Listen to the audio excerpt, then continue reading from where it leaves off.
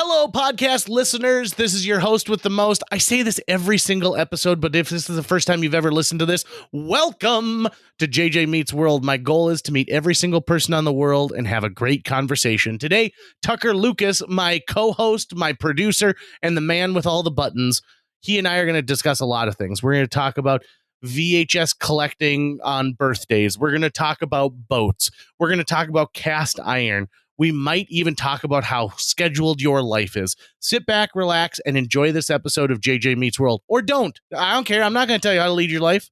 And by the way, if you'd like to help support our podcast, visit jjmeetsworld.com where you can donate to our Patreon, pick up some killer swag at our merch shop, or click the link to Apple Podcast and give us a 5-star review. 1, 2, 3, 4.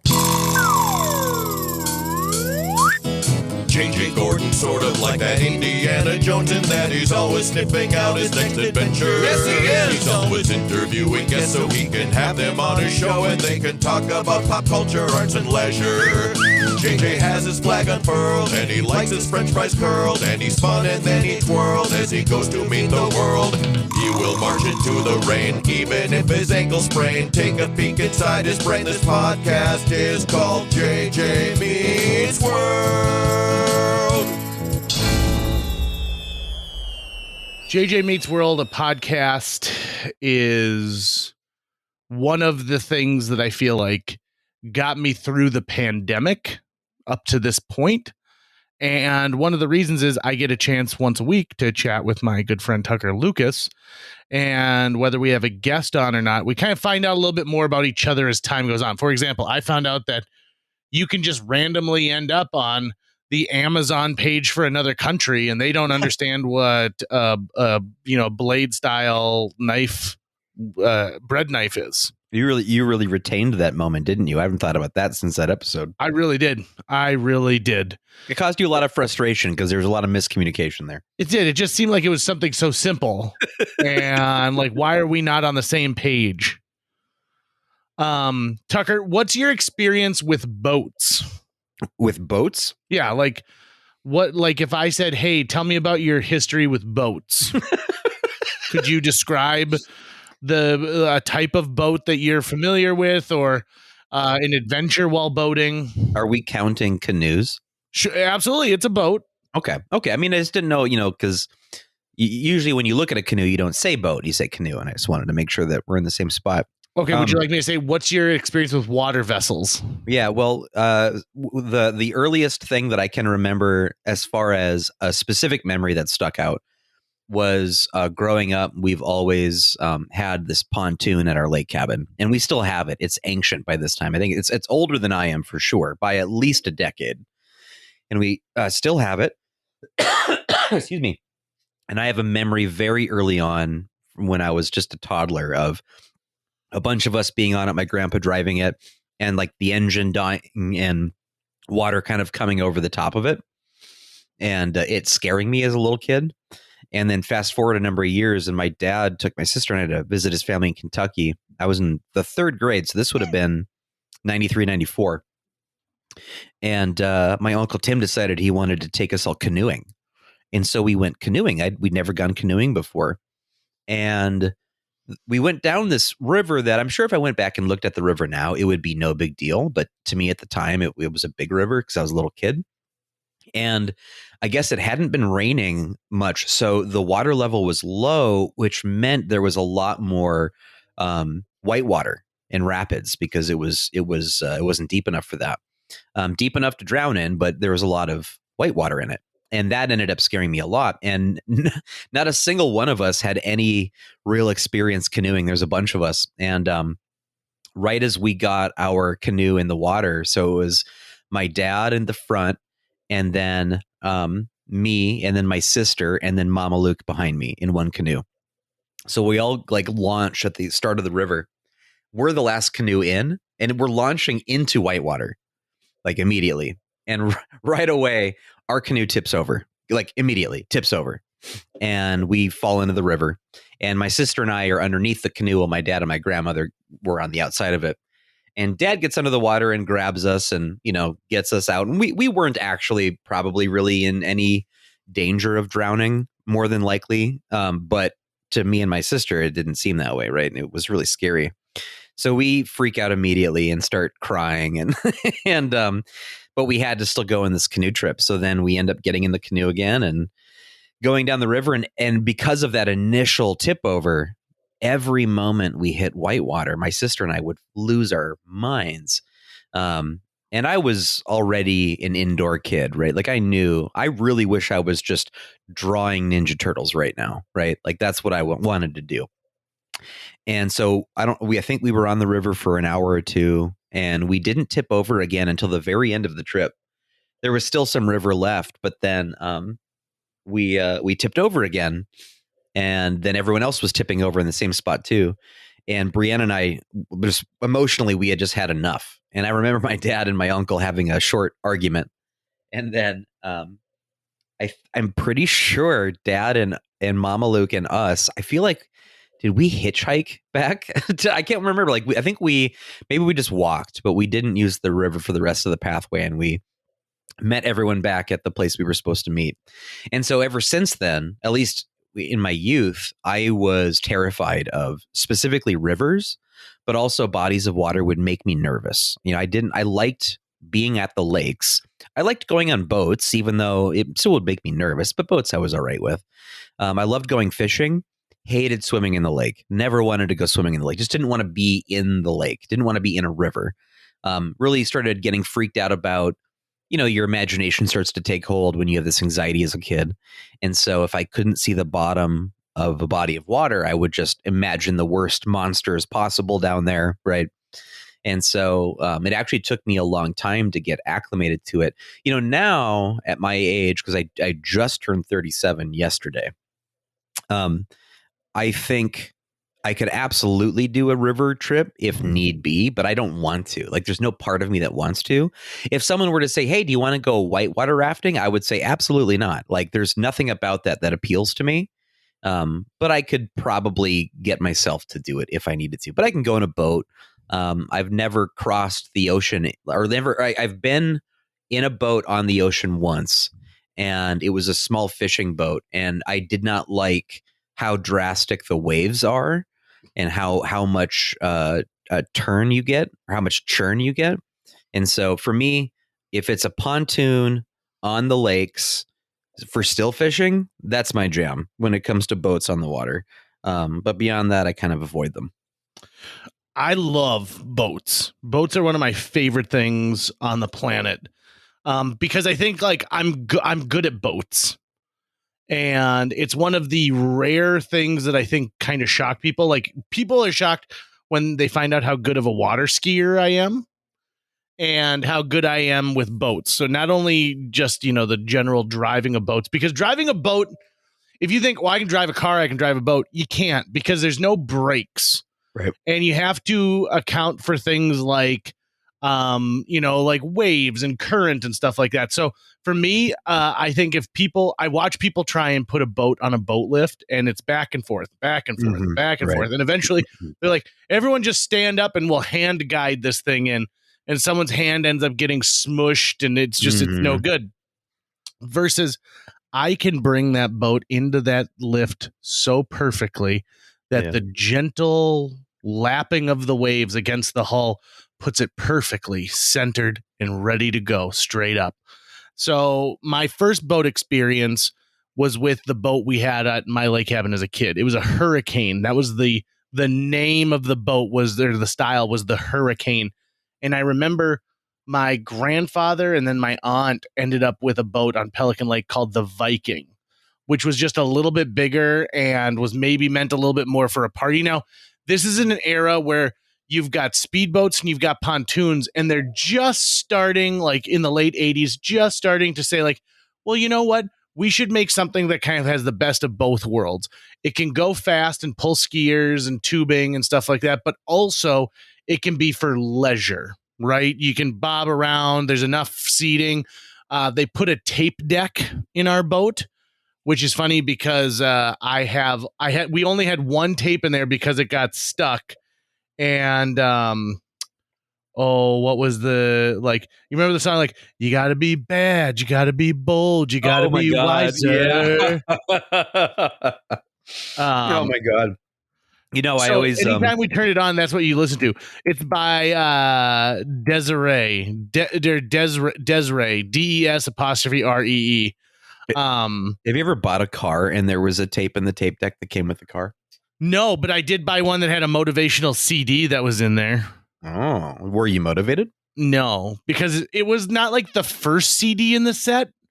It's probably like CD 4 or 5. So it starts off with like, at this point, you've achieved part of your goals. Now, sustaining those goals. Right. And When I so bought it my gets on. when I got my stoner van in high school, there was a cassette tape in for a band called Autograph, which was like a glam metal band or whatever, hard rock band, and they had a song called "Blondes in Black Cars."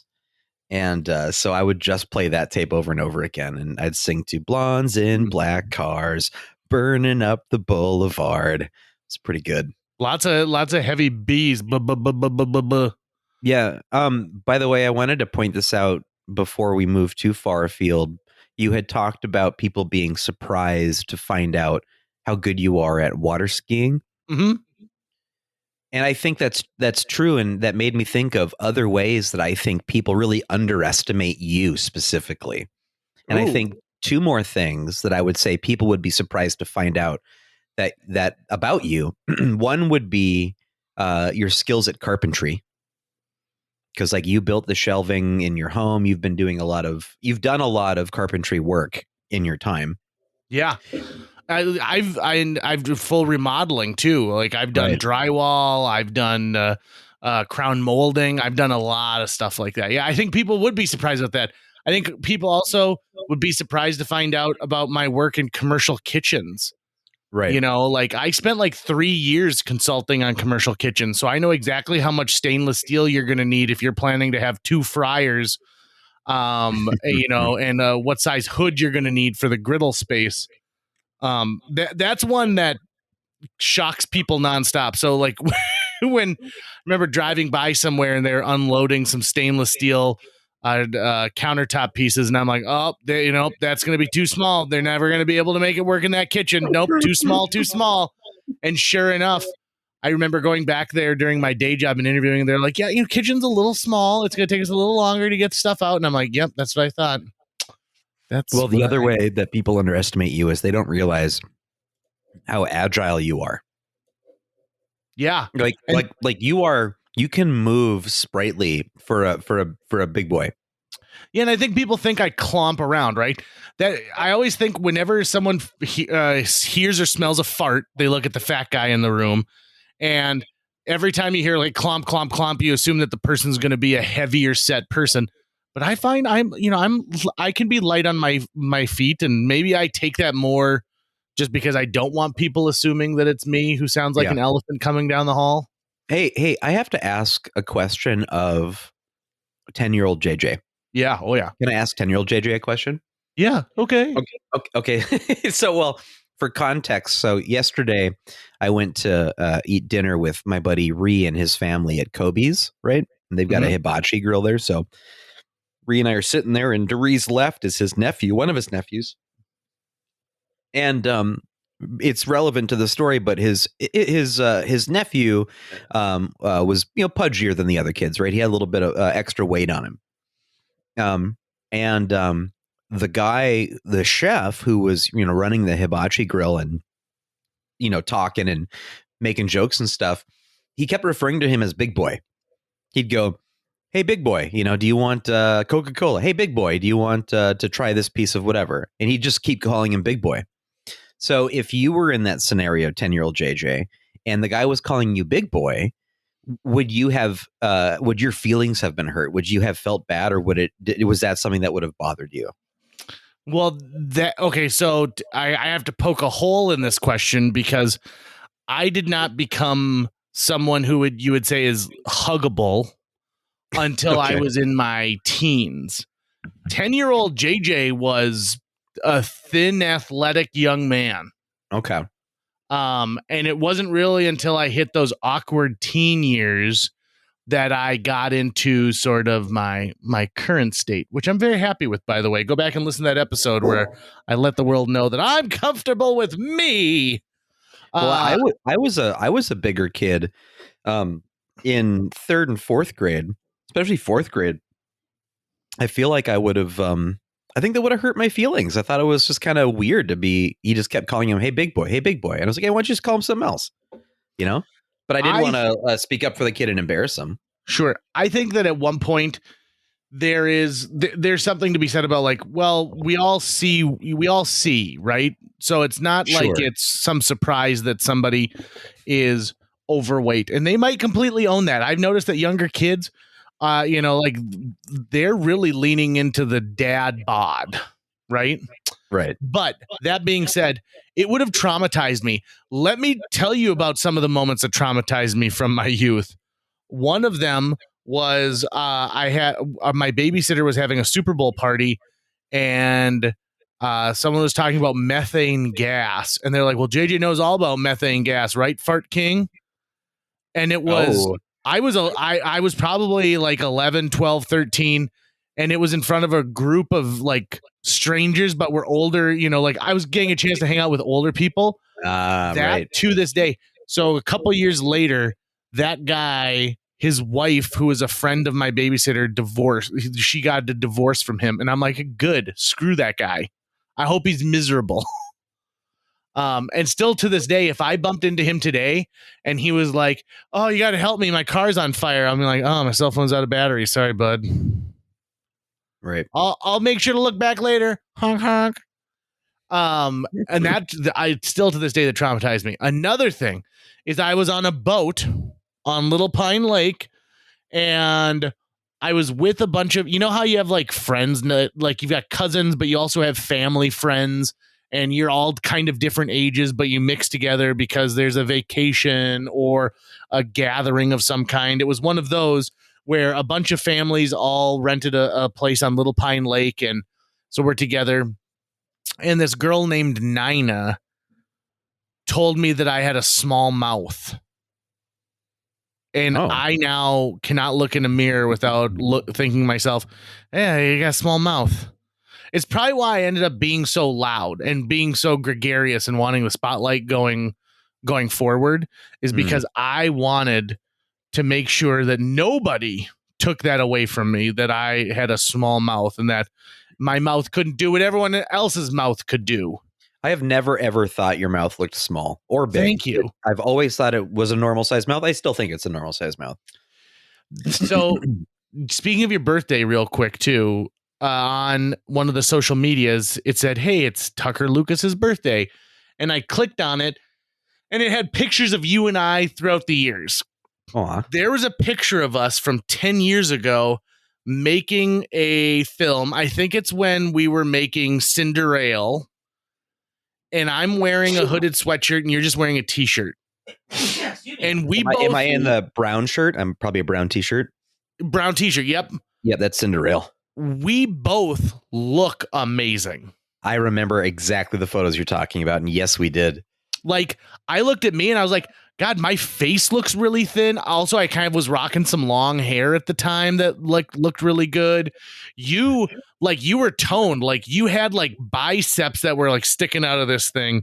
Yeah, I was working out at the YMCA at that time. And not that we don't look good now, because I think we both look really good, especially for our ages. Definitely for our ages. If I could go back to that version of JJ and be like, dude, you're a stud. Now's the time. Yeah. Yeah. I certainly, when I look at myself right now, I don't look the worst I've ever looked, which is great. But it's really become more about just the health side of it versus the aesthetic side of it. Because I'm just getting older. So it's like, if I didn't get abs in the 20s, I'm not going to do it now. Like that's just not going to happen. So what's a maintenance level that I can maintain and still, maintain my confidence and also like a good health profile for me? But the thing with me is like I gain and lose weight really fast. Like my body reacts really quickly, but that's like same with bloat. So I get bloated all the time when I'm just eating crappy stuff. So I can just, change a few dials a little bit, just dial it in a little bit. I'd probably find something a little bit better. But if anything, I just want to get better at being able to move through the day without being like, oh, Jesus, whew. That was those 5 steps that was a lot. That was a lot to do. I don't want to be there. This last week, when it was sort of nice outside, I decided I'm going to rake my yard because I had a lot of snow mold on my grass. Mm. And so I was raking the yard, and I found by the time I got done with my main yard, I was like huffing and puffing, and it was the kind of breathing where like the back of my throat was getting kind of like a thick liquid in it for some reason. Okay. And I said, "Ooh, I better go inside. I better take a quick break." And so I go inside and I reach for a bag of chips. And in my, like, something in my head, like the little tiny conscience inside my head goes, "What are you doing? You just had trouble raking your yard. Eat an apple, you dumb bastard." And so then I had an apple instead. And I felt better about it, which led me to a conversation this last week with somebody. And we were talking about how they said, it's hard to eat healthy because, the food that you're not supposed to eat is so convenient. And I said, I think that was true for a long time, but now I don't believe that. Right. I think like you can buy a banana that's pre-peeled and covered in a ton of plastic. Yeah. So that you don't even have to go through the effort of deciding, are you going to go through the top or the bottom on it? I think we live in a world now where you can get fresh fruit. You can get, the stuff that you're supposed to be eating much easier. And we have just fallen into this lull as a culture where we reward ourselves with junk food. We drown our sorrows in junk food, and we're taken in by the advertising of junk food. Right. And yeah. There's those dopamine hits that you get from it. Like you get into that cycle of it. Recently, because I've just been trying to save money, I've been able to really break my habit of going to fast food for like every meal, even though I've got a really busy life. And so instead I've just been, I love a good sandwich, right? I'm always in the mood for a good sandwich. It's always a meal I'll take.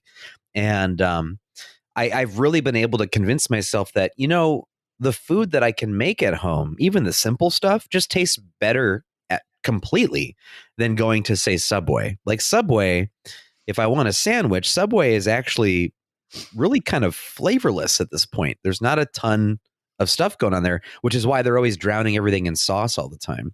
But now what I've started doing is I've excuse me, I've been buying loaves of French bread from the grocery store, because you buy at like Hornbacher's like a really long loaf of French bread for $2.50, and it's not pre-cut, so it doesn't dry out nearly as fast as like a normal loaf. And it's just a better bread in general for sandwiches. It lasts longer.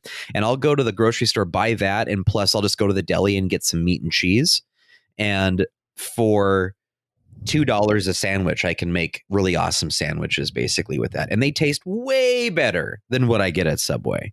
And so I think even if you could manage, even if it's not like you're not like switching over to health food, because I haven't done that yet. I'm still eating, sodium laden sandwiches, right? With salami or turkey on them or whatever, and mayo. It's still going to be better for your body than probably what you're getting at fast food, just because of how they have to like package and treat their food and all the other things that it's loaded with that you just don't need. And plus it just costs way more. You're really just paying for the convenience of not having to make the sandwich yourself, right? I think that the convenience, we've wired our brains incorrectly, because the ease of not having to make the sandwich yourself, it actually takes less time and less effort when you start thinking about having to drive to Subway and wait in line and to make the sandwich at home. It's just all about preparation. And we find a million excuses not to be prepared in our lives. And it's not just for food. It's for everything. It's, oh God, I'm running late today. Well, how many days this month have you said you're running late? Right. I think that we overschedule ourselves. We're doing too much. And we're not allowing for enough in between time, which is where you're going to pick up a book, where you're going to get that raking done. And it drives me crazy. Like today I had the best Saturday morning. I had just like an awesome, solid Saturday morning.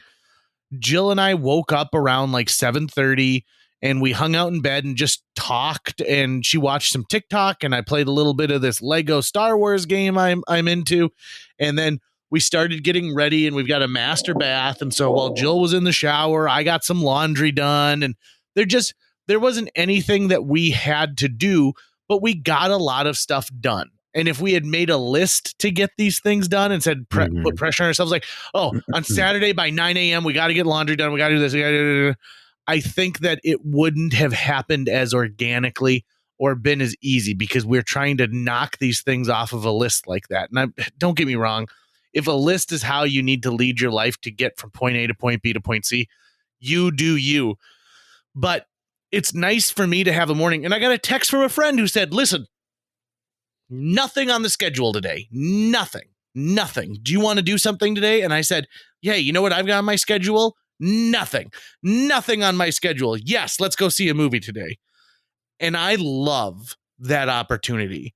Yeah, and it's rarer and rarer in my life where I've got that. You know, I don't know if you can relate to this at all, but for me, this is going to sound so pathetic, but nothing bums me out more than waking up to a day that I have plans. Yeah. like that's always a bummer. Even if they're plans that I'm looking forward to, like I know that I'm going to have fun doing them, I'm still like, yeah, but there's also just, taking it slow and smelling the roses and just being here with my cats and, reading or playing a game or doing something more like that. Those leisure times, I think that's where I really get my best living in. That's my personality really thrives and enjoys life in those moments. I want the other things too, but my life right now is hyper scheduled just because I'm in the middle of a show, and it doesn't matter what you're doing. If you're doing a play, it just doesn't feel like you just don't have free time for a period of time because you have to sacrifice the time outside of work. And it seems like, and I shouldn't be trying to come off as complaining, because I love what I do. So it's awesome and I'm glad I'm doing it. But it always seems like whenever I take on a big project like a play, that's the time that work decides to suddenly get busy. Like suddenly all of our clients want stuff made. And then when I'm not doing a play, that's when they're not doing anything either. Yeah, man, I know. Or like, how about this? You pick a time that's traditionally dead in your year because you're gonna take a vacation at that time, and all of a sudden you got to get all of this stuff done before the vacation, and when you come back you're playing catch up for 2 weeks afterwards, and you think, oh, I should have just never taken a vacation. Right, exactly. I'm in that mode right now too, where I need to go somewhere. I need to go somewhere soon because I'm starting to get a little cabin fever. I'm starting to feel a little cramped. I don't know where I'm gonna go. I don't know what I'm gonna do. But I've got to do something. I have to get out of town for a little bit. And maybe, one of my favorite things that I've never done, but my parents used to do, and maybe it's because they had kids, but we would go to places like Minneapolis and we'd rent a hotel room and they would sit at a table poolside and, monitor my sister and I while we were in the pool making pool friends at a hotel. Yeah. And they would play Scrabble. They'd read a book. We had friends in the cities, and it wasn't like, hey, let's all get up and go out to dinner, and drinks. It was, come on over. We'll order pizza and the kids can play in the pool. And it was so nice. I can't remember the last time I went to a hotel where I had time to use the pool. Mm-hmm. You know we're getting into a real down note here, but it's making me think of that phrase. I don't know who first coined it, which is that at some point you and your friends went outside to play for the last time and none of you knew it. Oofta. Well, yeah. Right. Okay. Right. That's God. That's got a lot of oof. Yeah, so let's transition to this. So yesterday, back onto my birthday for a moment, I decided to treat myself. And so I went on a binge of VHS buying. I was like, I'm hitting every store that I know has them. And I ended up with 3 large boxes filled with tapes. I think I spent a total of $7 maybe. And I got this one tape called Dancin' Granny's Mature Fitness for Beginners. And the tape is so aggressively pink and awesome that I, I had to buy it. And maybe I'll make it the thumbnail of this episode. I don't know. You also got you also had a disappointment recently in your VHS purchases. I did. Oh, that's right. And I told you about it. I thought I was buying my very first DuckTales VHS tape. I was really excited about that. I was like, hey, a DuckTales VHS tape. I don't have anything DuckTales at all in my collection yet. And when I got home, I took this the tape out of the sleeve, which is usually something I do right there in the store when I pick it up, just to make sure that doesn't happen. But I didn't with this one. And it wasn't, not only was it not DuckTales, it was just like a home VHS tape that someone had recorded TV stuff on. And at one point they had recorded, was it the Muppet Caper? Great Muppet Caper, yeah. Great Muppet Caper, which then they crossed out and recorded Bon Jovi videos on top of. So it's not. I don't own one. I paid 10 cents for some weird TV tape. Guess really how many copies of Jurassic Park I have? How many? I guess a dozen at this point. Nope, not yet. I'm close though. I'm at 10 copies of Jurassic Park, but one of those is the collector's edition, like double tape. Yeah. So really, I just have 9 of the standard issue black sleeve. Do you find yourself ever thinking about home movies that you've had? Did you guys have like a movie camera? Like, did you take home movies when you were a kid? That was my favorite toy growing up. That's how I got interested in video production in the first place, actually, we had a VHS camcorder and we had a ton of blank tape. And so I was always making videos with my action figures, trying to like turn them into movies. My sister and I and like our neighborhood friends, I tried making movies all the time.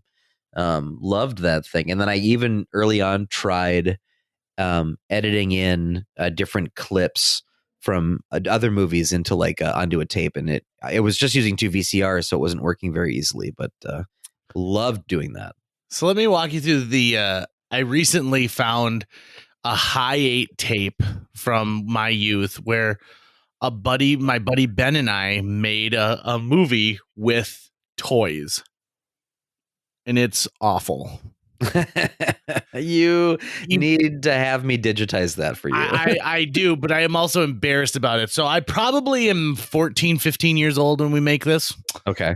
Because it was close to when after the first Toy Story movie came out, because a Buzz Lightyear from Burger King toy is one of the main characters. Okay. So it starts off with, I had a Lego track that looked like a street, and there's a car that is on a little bit of string that we're pulling along on this thing. It's supposed to be like an overhead shot, very Shining-esque, but my carpet is underneath it, right? And off camera, but on mic, the theme song to Friends starts playing, because that's the opening of our movie. And the next thing you see is we've built this Lego exterior that's supposed to be the outside of a house, and a little tiny newspaper gets thrown at the door from off screen. You haven't seen any characters yet. And then it cuts to my friend Ben at the end of the hall holding up an edition of our local newspaper, but I've covered up their name and I've put the Daily Times on it. Okay. Because it's supposed to look like someone's answered the door and is looking at the paper. And then it cuts to a nondescript army action figure of some kind. It's not a G.I. Joe. It's something cheaper.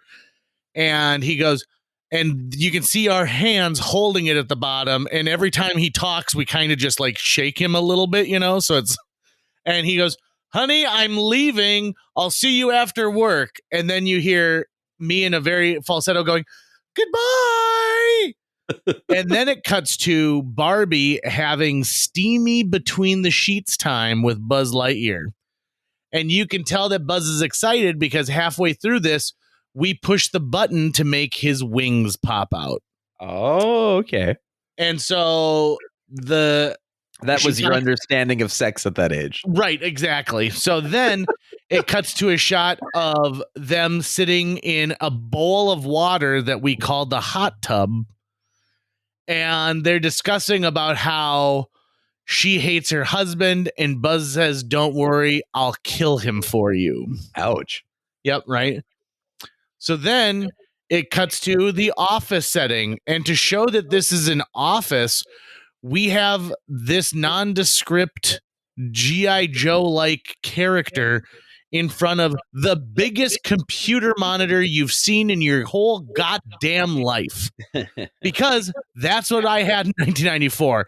And all that's on the screen is the C prompt. So it's flashing the little green C prompt. And from off camera, you hear, "Boy, Daryl, it's a tough day at work." And he says, "I know." And then it just cuts to that initial shot again of this like Jeep being pulled along a street with the Friends theme, the same shot again, which, by the way, we didn't establish who was in that car at the beginning. Like, this guy you assume is in his house. I mean, I'm poking story holes left and right with this thing. Right. So he gets home and we cut to me having a fishbowl over my head to be looking like Buzz Lightyear, and Ben being this nondescript army guy, and I throw a nylon rope around his neck to try and like strangle him. Right? Like, you're supposed to assume that this is when Buzz Lightyear has now confronted this guy. And then it cuts to a speedboat race sponsored by Budweiser that for some reason got taped for a little bit on this, over this high eight. And then it does back into like our little movie. I don't remember what happens in the middle, but at this point, the Buzz Lightyear character is now dead. The army guy is somehow back from the grave, and Barbie is frozen in a block of water. And I remember freezing the Barbie by putting her in a Tupperware container, putting her in the freezer, and then finishing this project the next day once we had the frozen Barbie doll. And then the house burns down, where we've taken this little Lego house, and it's now clearly out. We've been filming this in my basement, but now we're clearly outside, and we've crumpled up a piece of paper that still says the Daily Times because we needed something to start the fire. That is just like the flame is going inside the little Lego house. And then it says the end, and then there's credits, and it says written, produced, and directed by Ben and JJ. And it says no, and then it says no animals were harmed in the making of this. And I was like, do you know what it took for us to figure out how to put type into my VCR? Yeah. To be able to make credits? Now, did you shoot it in sequence then too, just like in linear sequence, or did you actually edit it from tape to tape? So that's the thing, is half of this was shot in sequence, and then when we realized we were going to have to, like the fire and like wait till the next day and all this stuff, I had a dual VCR, and so you could tell we edited the second half because it went from just jump cut to jump cut to jump cut, and then in the second one, it kind of had a little bit of like tracking was the cuts in each one of them. Real classy stuff. I'm proud of the fact that we accomplished something over a weekend, because we could have been eating Domino's pizza garlic knots and playing Super Nintendo Mario Kart, but we made something, and now it's still here. And you know what sucks? For whatever reason, I can find that high 8 tape that's here, but stuff that I really want, I can't find anywhere. Yeah. I'm missing a couple of like books that I grew up with, and I have no idea what I did with them. And it's kind of breaking my heart. Like my mom bought me a box set of the Chronicles of Narnia when I was a kid and read through those in like a summer. And I've always loved that box and the art of it, but I have no clue what the hell I did with that. It's not in any of my boxes, so I don't know if it accidentally got donated or thrown away at one point and I didn't realize it, or if I actually left it at my parents' place and it got sold, but I don't think so. So things like that. I've got a few items like that that have just sort of disappeared into the void, and it kind of breaks my heart. Do you think that you got those books as a gift from your mother because of the imagination that goes into it and the wonder, or the Christian undertones?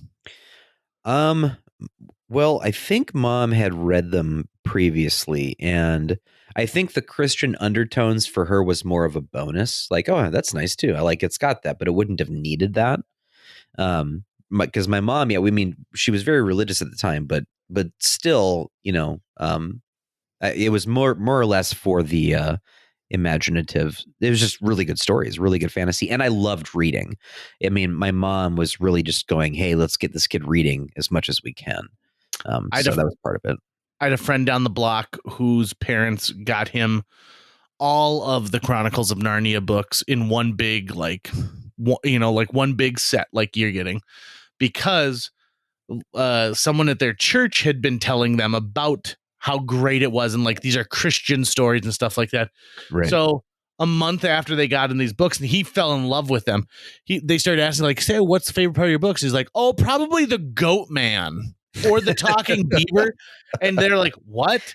And so then they end up getting really pissed off because they thought these were like the Chronicles of Narnia was just another way to tell the story of David and Goliath and all of these things. And so I guess the dad picked up and read like the first half of the first book and ended up being like, no, we're taking these away. And then he ended up with a whole bunch of Goosebump books. And I'm like, well, you guys aren't really making it any better. Yeah. Oh, Goosebumps. There are, as I've been hitting up thrift shops for VHS tapes, I've also been collecting, if I find books that were from my childhood or something like that, that would be pretty fun to have. I haven't been able to actually find any Goosebumps yet. That would be cool. Did you know with the Chronicles of Narnia, there are sort of two orders you can read those books in? Because there's the order that C.S. Lewis wrote them in and they were published in. And then there's just chronological order, which is just where in the timeline of their universe did they take place.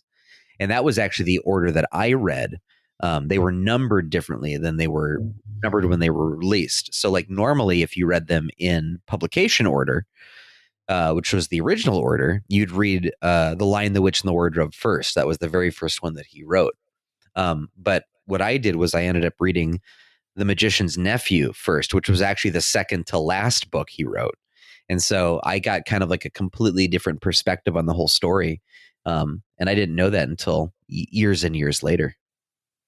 I'm a big fan of reading a series of books, but I ask people like what's their favorite. And so sometimes I'll start like on number 4 or something like that, which, I know is not probably the way you should be doing it. But I also think too, like, listen, I know that you're totally captivated by this, imagination in this world, but I also don't want to sit here and trudge through some of the exposition. Get me to something that's going to get me engaged in it. And then maybe I'll go back and reread like the beginning parts of that. Like that's how I was with Lord of the Rings. Right. I started reading Lord of the Rings with Return of the King. And being like, there you go. There, this is nice. And then like someone's like, yeah, read the Silmarillion. And then I start reading that and I'm like, I don't know what the hell any of this is. Yeah, Silmarillion is nearly impossible to read. I have a copy of it on my shelf here. I'm just looking at it right now. But I tried reading it and it's sort of like reading the Bible. It's just like this character begat that character and then this lineage, and it's more or less something like that. If I'm going to sit down and read a book, going back to the overscheduling of our lives, I've found that like I need to find a little bit of like personal time to read books lately. Like that's something that is important to me. I want to prioritize finding time to read some of these books. And I have found one of the hardest parts for me is finding enough time where if I really get into it, I can give myself 2-3 hours to get into it. And sometimes I just find myself like, oh, you only have 20 minutes. So you're only going to get halfway through this chapter. Sorry. Um, going back to boats. Let's bring this thing full circle. So I've been on ocean voyages, and those are interesting. You know, like a cruise ship. I think you like there are people who've decided, even never stepping foot on one, that they never want to be on a cruise ship. I'm one of those people. More power to you. But then I also know people who it's their favorite way to vacation because you're moving all the time, but you get to, so like you can go to several different ports in one trip and you only have to unpack once, right? And everything you need is conveniently located on it. It's kind of like going to Vegas to some extent. If you go to one of the mega casinos at Vegas, you actually never have to step foot outside. Right. You know, like everything you need is there. There's a convenience store, there's 9 restaurants, there's entertainment, there's workout facilities, there's nightlife, there's bars. You never actually have to leave at all. Most people tend to because for whatever reason they think that their luck will be better at Circus than it is at, you know, the Excalibur or something, which I don't know why you think that, because gambling is silly. But that being said, I've enjoyed my cruise ship experiences. I've also been on little tiny boats. I've also sunk a couple boats. I sunk a paddle boat in the middle of our lake one year. That was a horrible situation and very embarrassing, and I got in a lot of trouble. But I love being on the water. There's something about being on the water that's so relaxing to me, and sort of like it's like you're already at the lake, but then, you know, you got the worries of like, oh, I got to do this. And what if someone stops by and I should probably mow the lawn. But when you're on a boat, you're just on a boat and it's awesome. And you're on a boat. If you need to pee, you just pee off the side of it and you're ready. I love being on a boat. One thing I don't care for when it comes to boats. Have you ever been on a lake that has a sandbar that everyone congregates on? Have you ever been to one of those places? Yep. So I don't care for sandbar congregation. Yeah. It ends up being too many people and people are going back and forth. Then you're always like, are we going to leave yet? Are we going to leave yet? Oh, no. Like, you know, Brenda's off. She walked off with Todd. Be like, well, then Todd can bring Brenda back home. But it's one of those things where I never liked that. And one of the things that my parents did when we were younger, so we were lucky enough to have a lake place, and my parents had a lake place on Pelican Lake, very popular beach, very posh. And they knew after like 2 years that they didn't want to have that lake place anymore. They did not want to be on a place where, you know, you look out the window and you are literally a stone's throw from your neighbor, if not less. Right. And it's very cramped and the lake is very big and there's always people stopping by because they see that you're sitting on your porch, and there's there's the sandbar and you can go to a Zorba's. What they wanted was something that was a little quieter, a little more private. And so that's what we ended up getting with our lake place on good old Lake 7. It was private and small. Now, after our lake cabin burned down and my parents rebuilt, it no longer was small and very ostentatious. And I think it embarrassed my dad, who was not an ostentatious kind of guy. He was a guy who, you know, grew up in rural North Dakota and didn't want big flashy things and would rather have chocolate ice cream for dessert rather than, you know, if this is an infused bourbon smoked baked Alaska. I mean, didn't you say that your dad just, when he cooked steaks, it was just till they were burnt?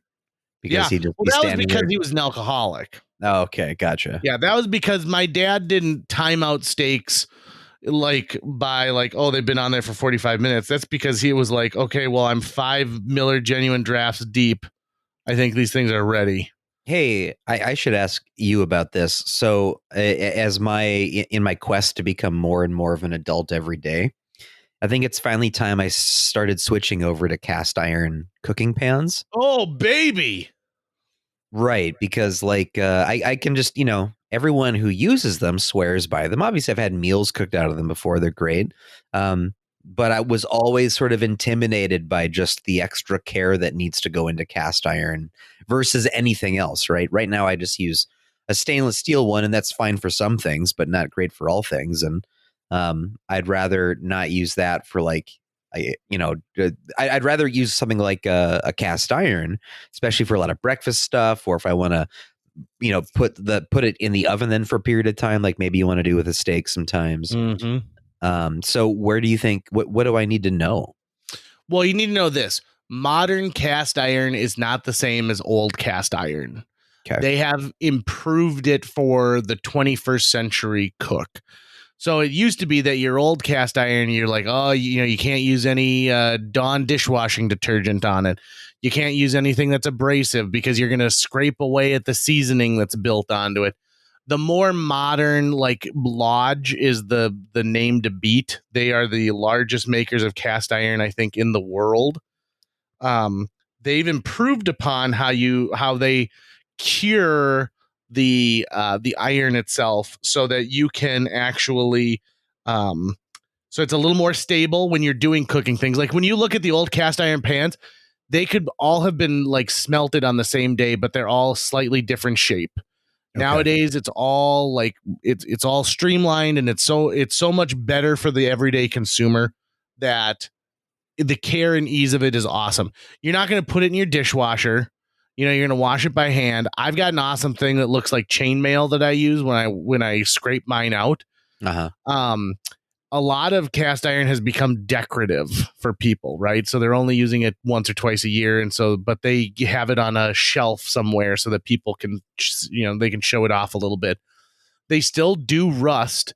So it's not like something that you can just throw into your sink when you're done with it and it can sit there and, 3 days can go by and it can get splashed by water.